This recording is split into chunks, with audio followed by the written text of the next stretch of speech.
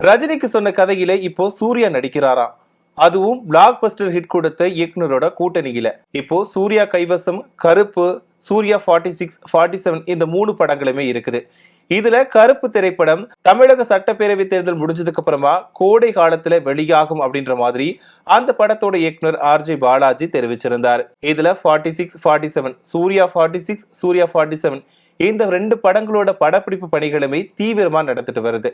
இதுல சூர்யா 47 படத்துல சூர்யா போலீஸ் அதிகாரியா மறுபடியுமே நடிச்சிருப்பதா தகவல் வெளியாகி இருக்கு. இந்த ஒரு நிலையில தான் இயக்குனர் அஸ்வத் மாரிமுத்து ரஜினிக்காக ஒரு கதையை எழுதியிருக்காரு. இந்த கதை பிடிச்சிருந்தாலும் ரஜினிகாந்த் அதுக்கப்புறமா அஸ்வத் மாரிமுத்து 2 பேரோட கூட்டணி அமையல.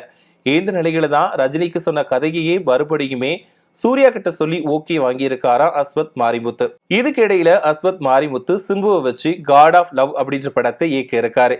இந்த படத்துக்கான அறிவிப்பு வெளியான நிலையில முன் தயாரிப்பு பணிகள் தீவிரமா நடந்துட்டு வருது. சூர்யா அஸ்வத் மாரிமுத்து 2 பேரோட கூட்டணி அமைய இருக்கக்கூடிய நிலையில இந்த படம் கமர்ஷியல் என்டர்டைன்மெண்ட் படமா இருக்க போகுது அப்படின்ற மாதிரி தகவல் வெளியாகி இருக்கு. அதே நேரத்துல ஐயன் படத்தோட வைப் இந்த படத்துல இருக்கும் அப்படின்ற மாதிரியும் கூறப்படுது. ஆனா இது அதிகாரப்பூர்வ அறிவிப்பு கிடையாது அப்படின்ற மாதிரியுமே தகவல் வெளியாகி இருக்கு. இதுக்கு முன்னாடி இயக்குனர் அஸ்வத் மாரிமுத்து இயக்கத்துல வெளியான டிராகன் படம் மிகப்பெரிய அளவுல பிளாக் பஸ்டர் ஹிட் திரைப்படமா அமைஞ்சது குறிப்பிடத்தக்கது.